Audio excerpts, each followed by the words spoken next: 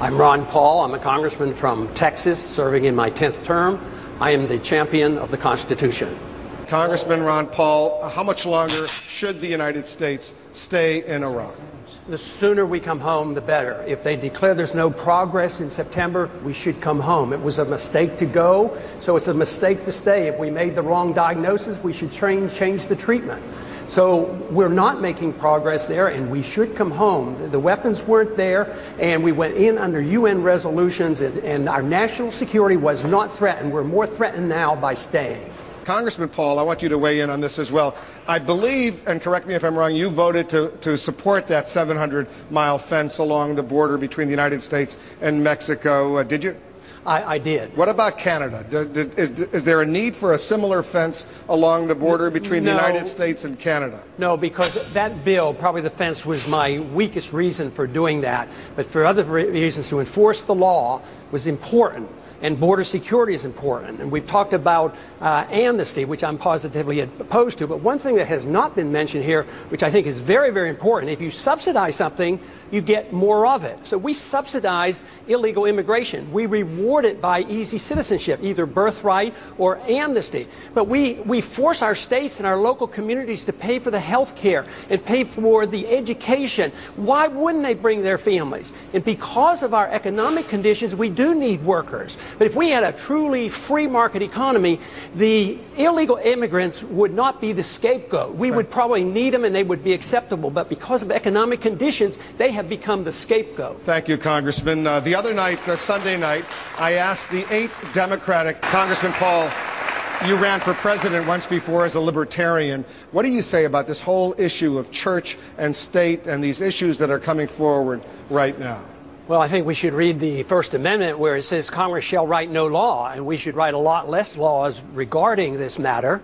It shouldn't be a matter of the President or the Congress. It should be local people, local officials. The state should determine so many of these things that we just don't need more laws determining religious things or prayer in school. We should allow people at the local level. That's what the Constitution tells us.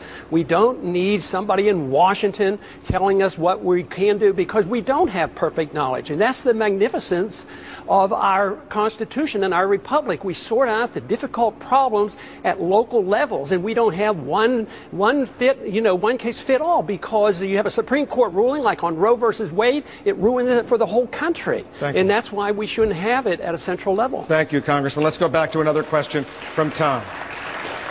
Let me bring Congressman Paul back into this conversation.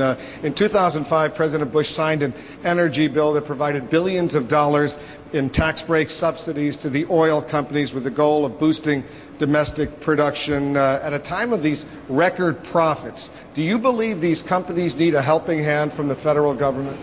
I don't think the profits is the issue. The profits are okay if they're legitimately earned in a free market. What I object to are subsidies to big corporations when we subsidize them and give them R&D money. I don't think that should be that way. They should take it out of the funds that they earn. But I'm also, you can't discuss energy without discussing our foreign policy. Why do we go to the Middle East? You know that oil is very important about the Middle East and why we're there. Why did our government help overthrow Mossadegh in 1953? It had to do with oil. So our foreign policy is designed to protect our oil interests. The profits, that's not the problem. It's the problem that we succumb to the temptation to protect oil interests by literally going out and fighting wars over oil. Governor Gilmore, you agree? Congressman Paul, a question for you. Most of our closest allies, including Great Britain and Israel, allow gays and lesbians to openly serve in the military. Is it time to end Don't Ask, Don't Tell's policy and allow gays and lesbians to serve openly in the U.S. military? I think the current policy is a decent policy. And the problem that we have with dealing with this subject is we see people as groups, as they belong to certain groups, and that they derive their rights as belonging to groups. We don't get our rights because we're gays or women or minorities. We get our rights from our Creator as individuals. So every individual should be treated the same way. So if there's homosexual behavior in the military that is disruptive, it should be dealt with. But if there's heterosexual sexual behavior that is disrupted, it should be dealt with. So it isn't the issue of homosexuality, it's the concept and the understanding of individual rights. If we understood that, we would not be dealing with this very important problem. Governor Huckabee, I want you to weigh in as well. Do you believe it's time?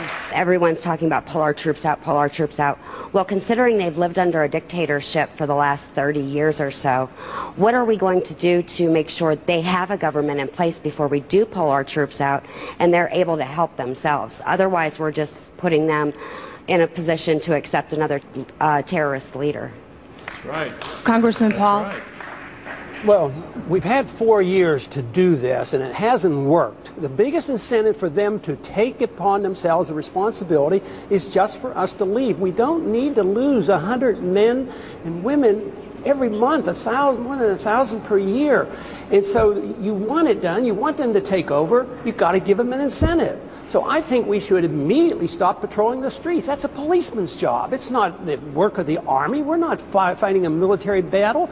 We're in a different type of warfare right now. So the sooner we recognize that, the sooner we can make sure that no more Americans will die. We have a lot of goodness in this country, and we should promote it, but never through the barrel of a gun. We should do it by setting good standards, motivating people, and have them want to emulate us. But you can't enforce our goodness like the neocons preach with an armed force. It doesn't work. Woodrow Wilson was telling us about that in promoting democracy a long time ago. It doesn't work, and we have to admit it. Thank you, Congressman. Let me bring Mayor Giuliani in. Congressman Paul, what's the most pressing moral issue in the United States right now? I think it is the acceptance just recently that we now promote preemptive war. I do not believe that's part of the American tradition. We in the past have always declared war in the defense of our liberties or go to aid somebody. But now we have accepted the principle of preemptive war. We have rejected the just war theory of Christianity. And now, tonight, we hear that we're not even willing to remove from the table a preemptive nuclear strike against the country that has done no harm to us directly and is no threat to our national security. I mean, we have to come to our senses about this issue of war and preemption and go back to traditions and our Constitution and defend our liberties and defend our rights, but not to think that we can change the world by force of arms and to start wars. Thank you, Congressman. Senator Brownback really wants to weigh in as well. The question is, what's President Bush's biggest mistake over these past several years? Congressman Paul? The president ran on a program of a humble foreign policy, no nation building and no policing of the world, and he changed his tune. And now we are fighting a war, and our foreign operations around the world to maintain our empire is now approaching $1 trillion a year. That's where the money's going, and that's where it has to be cut so we can take care of education and medical cares that are needed here in this country. Governor Gilmore?